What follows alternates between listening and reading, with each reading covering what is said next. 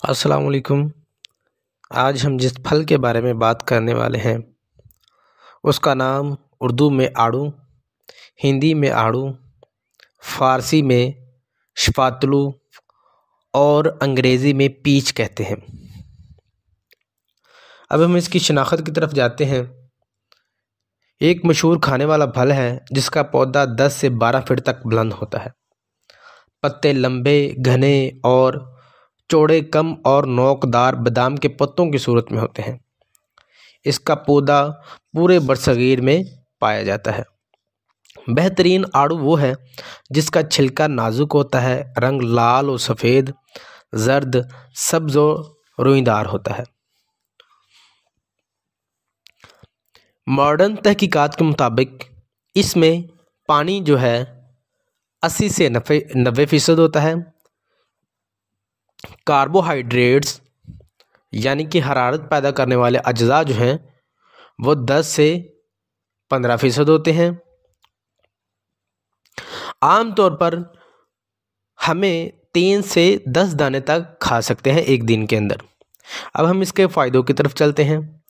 آڑو خون کی گرمی کو کم کرتا ہے، دماغ کو طاقت دینے، خون کو پیدا کرنے کے لیے مفید ہے۔ گرم مزاج والوں کو زیادہ مفید ہے۔ ان کی بھوک اور کمزوری دور کرتا ہے، جسم کو موٹا کرتا ہے۔ اس کو بنا چھیلے دھو کر استعمال کرنا سب سے زیادہ مفید ہے۔ بواسیر اور جریان کے لیے از حد مفید ہے۔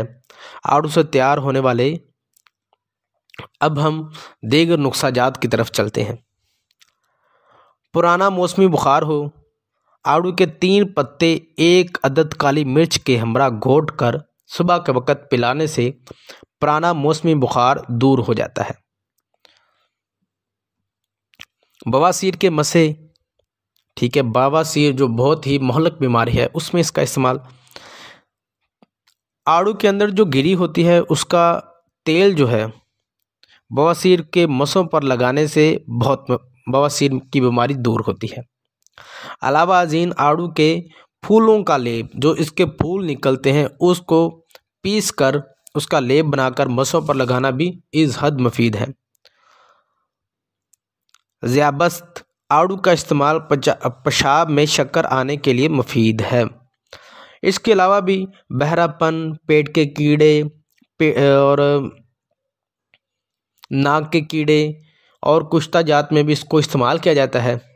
آج کی ویڈیو ہم یہیں پر ختم کرتے ہیں، لیکن آپ لوگوں سے گزارش ہے جب کوئی بھی پھل ہو تو اس کو موسم کے لحاظ سے کھائیں۔ آنے والے موسم میں پھل کو کھانے سے اس کا زیادہ فائدہ ہوتا ہے۔ تو کوئی بھی نسخہ استعمال کرنے سے پہلے اپنے معالج سے رابطہ ضرور کریں۔ شکریہ۔